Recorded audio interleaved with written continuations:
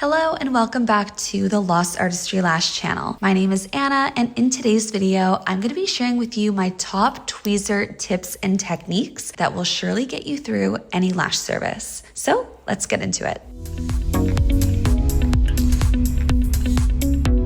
Okay, so we're gonna kickstart things with a little tweezer tip, and that's on where to hold your tweezers. So if I were to hold my tweezers far away like this, it's much harder to have control over my placement and isolation. And also, it requires more pressure to squeeze my tweezer tips together. So rather than holding your tweezers from far away, hold them closer to the tips. That gives you a lot more precision, and it doesn't require as much pressure when closing your tweezer tips together. And that goes for placement as well. So I always like to hold my tweezers closer to the tips like this. At the end of the day, you can do whatever feels most comfortable for you. But if you've been holding far away, try holding a little bit closer to the tips and see what kind of a difference that makes.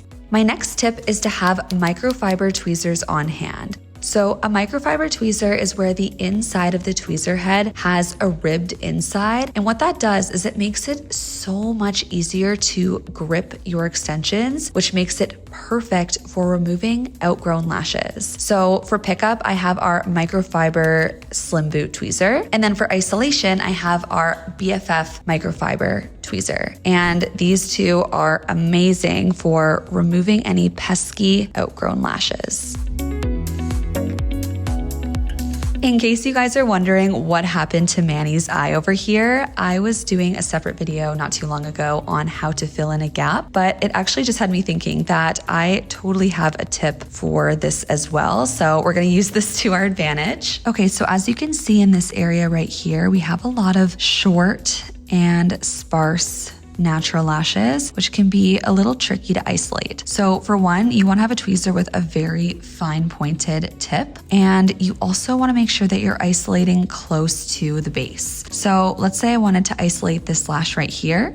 Instead of isolating closer to the tips, we are going to close our tweezer tips like this and come all the way down to the base like that. I recommend isolating close to the base for every client that you work on, but this will definitely come in handy for those who have short and fine natural lashes, blonde clients, older clients, and it will overall just improve your placement and your direction. My next tip for you today is to switch out your pickup tweezer for an isolation tweezer when working on the inner corner lashes. The reason why is because if we were to try and place a lash on the inner corners with a bulky, thick boot tweezer like this, you can do it. It's just not going to be as easy because that boot is going to hit against the surrounding lashes here, and you have to tilt your hand in some awkward positions to try and get that lash to connect. Whereas if you were to use an isolation tweezer like this that has a smaller boot and very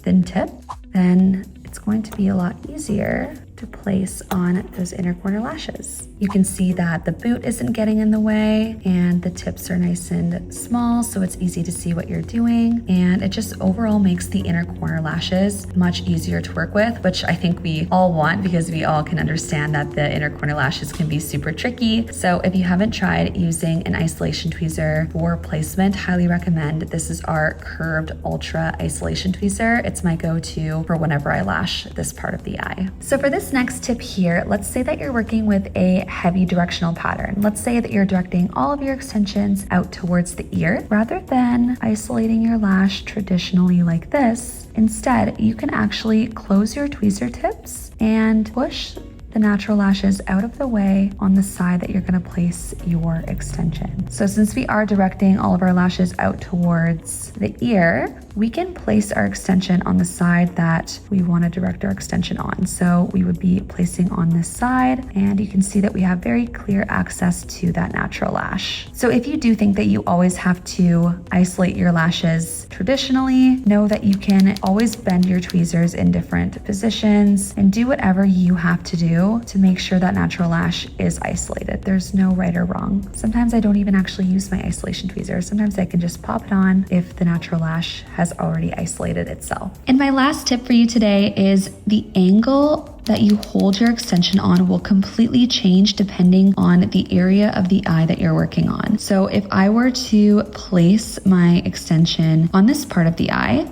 I would be holding my tweezers like this in order to make a proper connection. Now, if I were to place my extension over on this part of the eye, you can see how much my angle has changed from here to here in order to make a proper connection. So just know that you're always going to be adjusting your hand and your wrist depending on the part of the eye that you're working on. Manny and I hope you enjoyed today's tutorial. If you did, don't forget to give it a thumbs up and subscribe to our channel if you haven't already. Thanks so much for watching, and we'll see you on the next video. Bye for now.